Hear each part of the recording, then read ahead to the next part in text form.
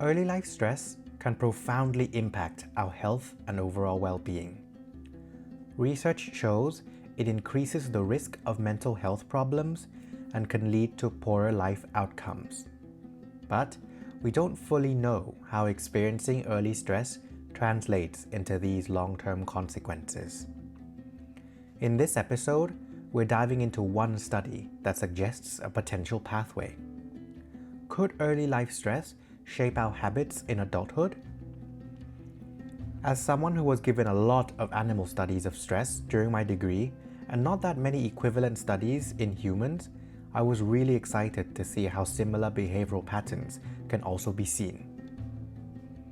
The paper we're focusing on is this one by Gordon, Patterson, and Knowlton from 2020. Stress in early life is particularly important to study because it happens during a sensitive period where the brain is developing, so it can disrupt normal growth and increase health issues later on. These problems include increased risk of diabetes, heart disease, addiction, early death, and these are just a few things on the list. There are many types of early life stressors, but today we are focusing on childhood maltreatment, such as disrupted caregiving, unpredictable environments, and physical, emotional, or sexual abuse. These experiences can disrupt the body's stress regulation system differently. Disrupted caregiving makes it harder to recover from stress, while unpredictability makes the severity of stress stronger. The authors of this study focused on physical neglect, which may disrupt neurochemical processes involved in stress regulation. They argue that physical neglect is particularly predictive of poor health outcomes, although there is a lack of evidence differentiating the impacts of these different types of stressors. We do have research showing how stress can alter memory systems and shift behaviors toward habits rather than goal-directed actions. Habits are repeated behaviors that persist even when outcomes or rewards change. They're useful for routines where we don't need to worry about consequences. In contrast, goal-directed behaviors are more flexible. They are sensitive to changing outcomes, specifically to something called outcome devaluation, which is when that reward that is tied to an action is changed or removed. With no reward, there's no goal, so goal-directed behaviors stop, unlike habitual ones, which tend to continue regardless. To study habitual versus goal-directed actions, we can use what's called an outcome devaluation paradigm. This type of task tests if actions are habit-driven or goal-directed by measuring an action before and after changing the value of a reward associated with that action. Here's the idea. If someone's behavior is goal-directed, they should stop an action once the reward associated with it is gone. However, if it's habit-driven, they'll keep repeating this action even though it's no longer needed. Versions of this paradigm are widely used in human and animal research to show if behaviors are flexible or goal-directed, or inflexible or habitual. There are studies showing how stress makes people and rodents less sensitive to changing rewards. In other words, they're more likely to form habits. In rodents, there's evidence showing how chronic stress changes brain areas associated with goal-directed and habitual actions, shifting behaviors towards habits. Building on this, the authors developed their hypotheses.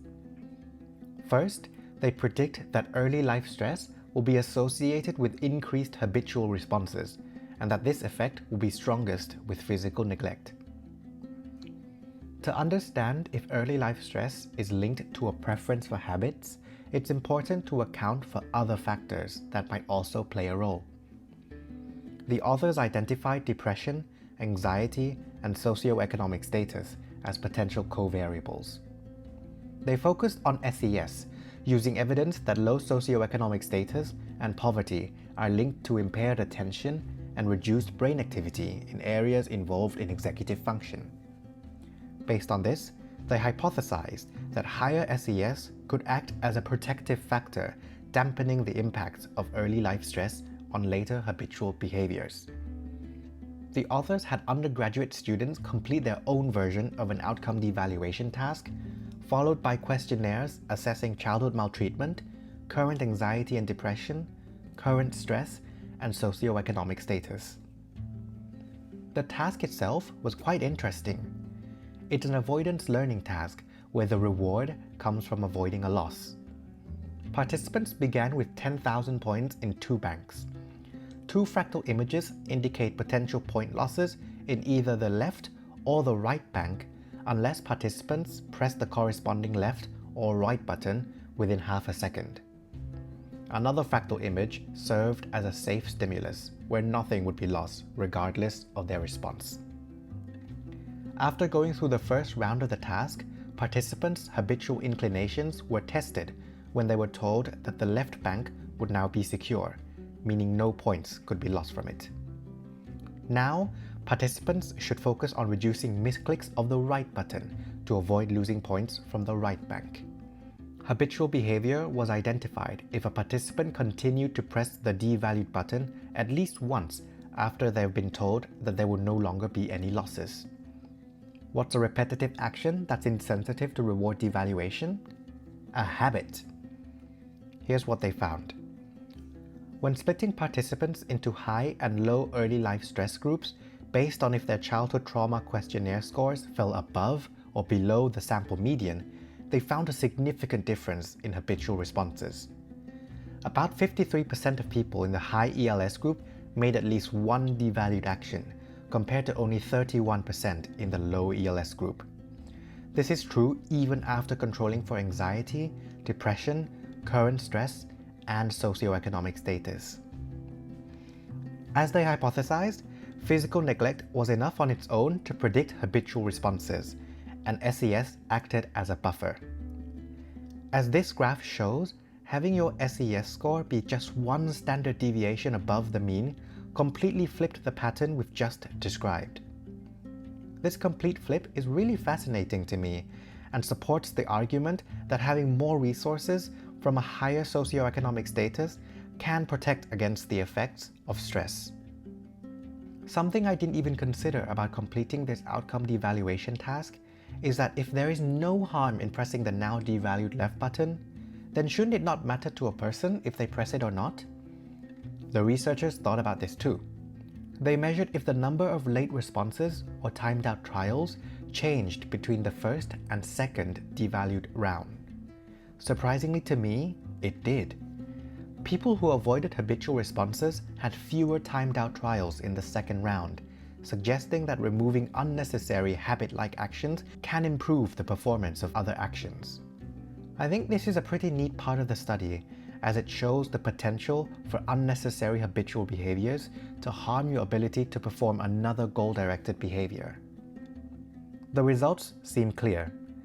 Adults with a self-reported history of childhood stress make more habitual responses, and physical neglect is a particularly strong risk factor. A possible explanation for this is that the lack of responsive caregiving might be perceived as a threat to well-being, putting the body's stress response on a constant high. This chronic activation could bias behaviors toward habits, and as we've seen from animal studies, this might be facilitated by changes in brain regions linked to goal-directed and habitual behaviors. From an evolutionary perspective, relying on habits in times of stress can be helpful.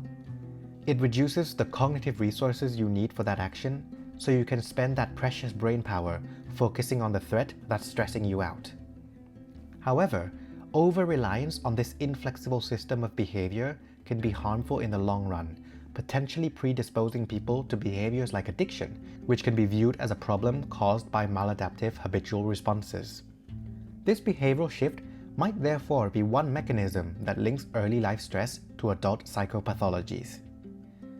This leap is an inference though, since the study didn't collect any specific health-related behaviors. Future studies would need to explicitly show that higher early life stress correlates with poor habit-based health behaviors. Another limitation of this study is that out of the 122 participants, only 21 were male, so sex differences couldn't be identified, if there were any. This is important for this mechanism, as rodent studies suggest that early life stress affects neurodevelopment differently in males compared to females, so perhaps that will translate to different behavioral outcomes too. Lastly, a problem with any study retrospectively measuring early life experiences through self-report questionnaires is that they're relying on the participant to accurately remember their childhood, which is a really big assumption to make, given how much we know about memories being prone to inaccuracies. And that's the study. What do you think? Do you agree with the author's argument that a preference for habits is how early life stress causes poor health behaviors like addiction in adulthood? I'd love to hear your thoughts and questions you have. Thanks for your time, and see you in the next one.